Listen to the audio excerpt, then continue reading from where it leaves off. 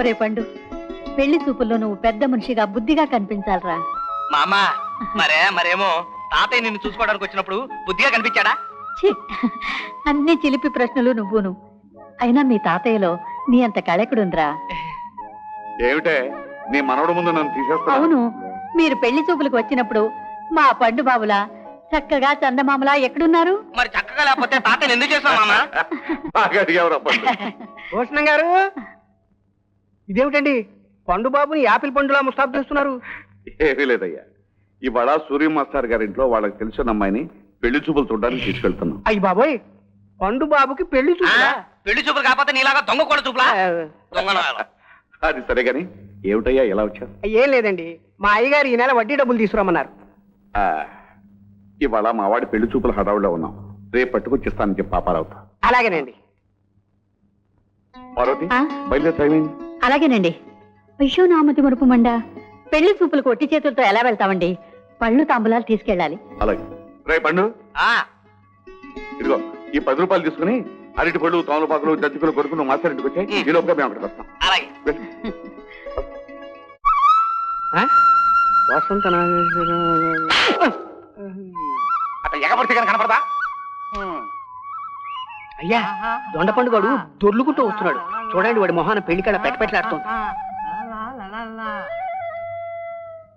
ఎరా పండు, ఒకసారి బాగా కూని దాకా వచ్చింది. ఏంటి వ్యవహారం? ఇవాళ నాకు పెళ్లి చూపులు. 2 డజన్లు అట్టుపళ్ళు, జంతికలు ఇవ్వు. పెళ్లి కూతురు నా చేత నేనే ఇవ్వాలి. ఎదవనా కొడమా, పెళ్లి అనే శుభవార్త చెప్పాడు పండు బాబు. అతను నోరు దగ్గర చూసుకోకపోతే ఓ రంగు సోడా ఇప్పించచ్చు కదా. అవును, ఇప్పించచ్చు కదా. ఇప్పించు. రే భద్రం, రంగు చూడ ఒకటి. నీకు కూడా రంగు సోడా కావాలా? ఈ గొలుసు ఎక్కడదిరా?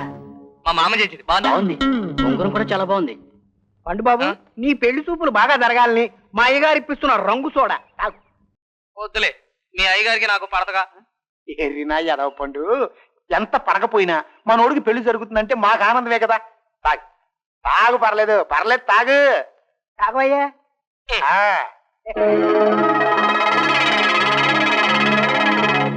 గోవిందయ్య గారు, మీ అమ్మాయి నాకు మా ఆవిడికి బాగా నచ్చిందండి. ఇక మా మనవడు కూడా నచ్చిందంటే మీ గోపి కూడా ఆ అమ్మాయి తప్పకుండా నచ్చుతుంది భూషణం గారు. మా వాడికి వారి అమ్మాయి నచ్చొచ్చు మాస్టారు, కానీ వారికి వారి అమ్మాయికి మా మనవడు నచ్చాలిగా. ఈ మనవడికి ఏం తక్కువ అమ్మా, బుద్ధిమంతుడు, వినయ విధేత ఉన్నవాడు, పెద్దలంటే భయభక్తులు కలవాడు. నిజమే మాస్టర్, వాడిదంతా నా పోలికే. నలుగురిని నవ్వించడం, వాడు నవ్వుకోవటం తప్ప వేరే దుర్గుణాలు ఏమీ లేవు. మా మనవడు గురించి నేను ఇంతగా చెప్పుకుంటున్నానని మీరు ఏమనుకో. భలేవారే, పెద్దవారుగా మీరు గర్వపడటంలో తప్పే ఉందండి. అదిగో పండు రానే వచ్చాడు. నా పెళ్ళంట, ఓ నా పెళ్ళంట, నీకు నాకు చెల్లంట. తాతయ్య వచ్చేసా, అరటి పళ్ళు, జంతువులు తెచ్చేసా.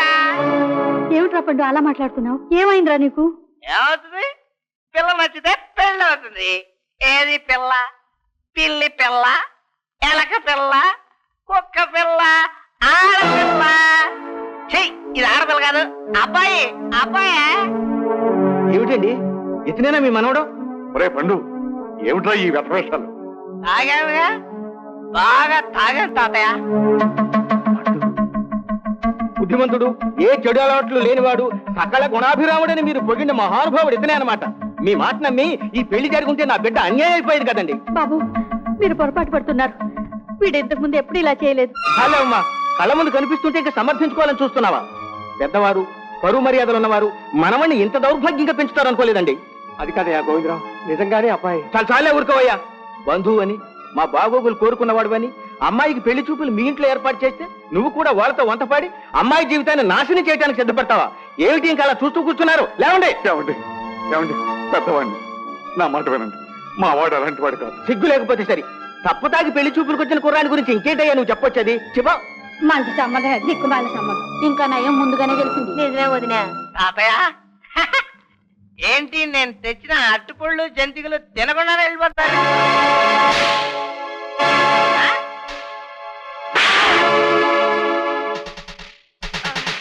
దౌర్భాగ్యుడా, తల్లి తండ్రి లేని నిన్ను మా గుండెల మీద పెట్టి పెంచుకున్నందుకు మా పరువులా మంట కలుపుతాం అనుకోలేదురా. నిన్ను నిన్ను దౌర్భాగ్యుడా. ఆగండి. ఏమిటండి వాడిని అలా చంపేస్తున్నారు? వాడు తప్పు చేసినంత మాత్రాన ఇలా గొడ్డుని మారినట్లు బాస్తారా?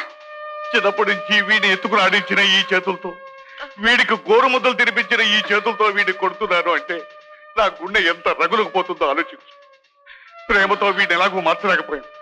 కనీసం ఈ విధంగానైనా వీడు ఒక మనిషి చేయగలిగితే. వద్దండి. వద్దండి. కొట్టకండి.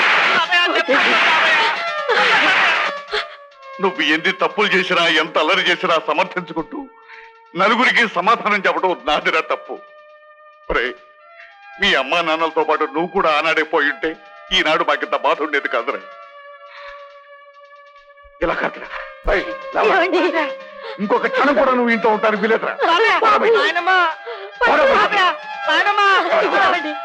ఏమిటండి ఇది? తాతయ్య తాతయ్య కొట్టావుగా తాతయ్య. తాతయ్య నన్ను ఇంట్లో ఉండే తాతయ్య.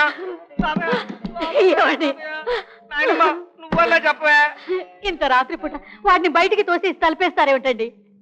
పార్వతి, వాడొక రోజు ఒంటరిగా ఏడిస్తే అప్పుడు ఈ తాతయ్య నానమ్మల ప్రేమంటే ఏమిటో అర్థమవుతుంది. నువ్వు లోపలికి నానమ్మా ఆకలేస్తున్నానమ్మా. ఏమండి? వాడు పొద్దున్న నుంచి తిండి కూడా తినలేదండి. వాడికి అన్నం కాదు కదా, పచ్చి మంచినీళ్ళు కూడా ఇవ్వడానికి వెళ్ళేది. తాతయ్య నన్ను ఇంట్లోకి రాని తాతయ్య. ఇంట్లోకే కాదురా, నా కళ్ళ ముందుకే రావడానికి వీలేదురా. పోరా, నీ ఇష్టం వచ్చేతోడుకు పోరా. నిజంగానే వెళ్ళిపోమంటావు తాతయ్య? నేను వెళ్ళిపోతే తర్వాత నువ్వే ఏడుస్తావు. కన్న కొడుకు పోయినప్పుడే ఏడ్చి ఊరుకున్నాను రా. మహాలక్ష్మి లాంటి కోడలు మట్టి పాలైనప్పుడు బాధను నిలదొక్కుని బతికాను రా. నువ్వు పోతే నాకేమిట్రా. పోరా పో. తాతయ్య నిజంగానే వెళ్ళిపోతాను.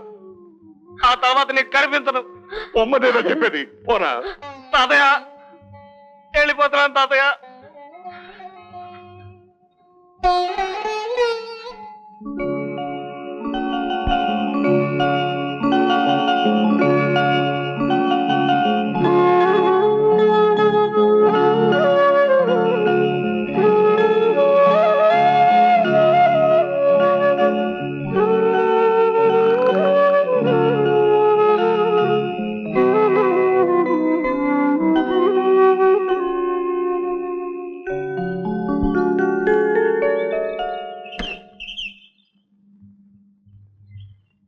పండు, పండు,